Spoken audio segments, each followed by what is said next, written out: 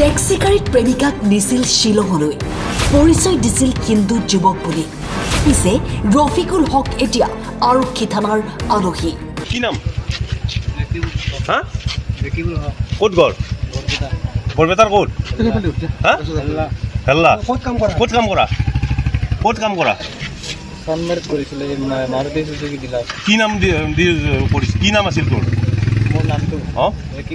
এতিয়া ৰেকিবুল হক আগতে কি নাম আছিল ঘটনাটো কি কিয় আটক হল ৰফিকুল 19 বছৰীয়া এইজন ৰফিকুল ইছলাম ঘৰ বৰপেটা জিলাৰ ভেলা নিজকে হিন্দু সম্প্ৰদায়ৰ যুৱক বুলি পৰিচয় দি এগৰাকী হিন্দু যুৱতীৰ সৈতে প্ৰেমৰ সম্পৰ্ক গঢ়ে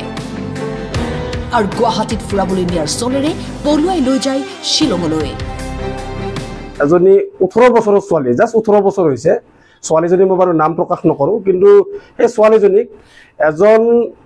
19 বছৰীয়া ইছলাম ধৰ্মীয় ল'ৰা এজনে তেওঁ হিন্দু নামেৰে পৰিচয় হৈ কিনে ছোৱালীজনীৰ প্ৰেমৰ প্ৰস্তাৱ দি কিনে আৰু সেই ছোৱালীজনীক গুৱাহাটী ফুৰাব লৈ নিম বুলি পিছত ছোৱালীজনীক লৈ শ্বিলং পালেগৈ আৰু তাতে আপোনাৰ এটা কোঠালিত মানে কি হোটেলৰ কোঠালিত সি বেয়া কৰ্ম কৰিছে আৰু সেই কথাখিনি সেই ল'ৰাজনে নিজে স্বীকাৰ কৰিছে অভিযোগ মতে যুৱকজনে নিজৰ মোবাইলত আবদ্ধ কৰি ৰাখিছিল কিছু ভিডিঅ'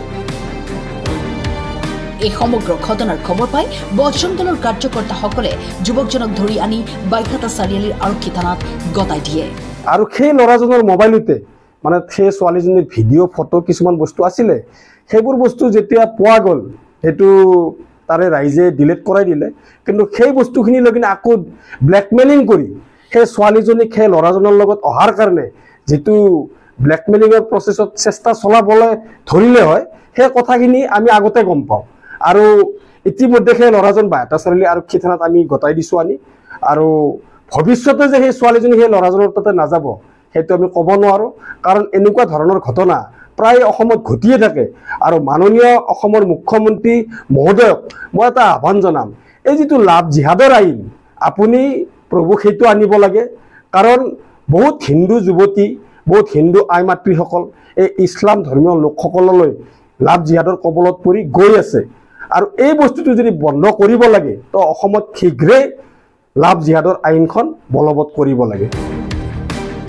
বৰ্তমান যুৱকজন বাইঘাটা চাৰিআলিৰ আৰক্ষী থানাৰ আলহী বাইঘাটা চাৰিআলিৰ পৰা গৌতম ডেকাৰ ৰিপৰ্ট টাইম 8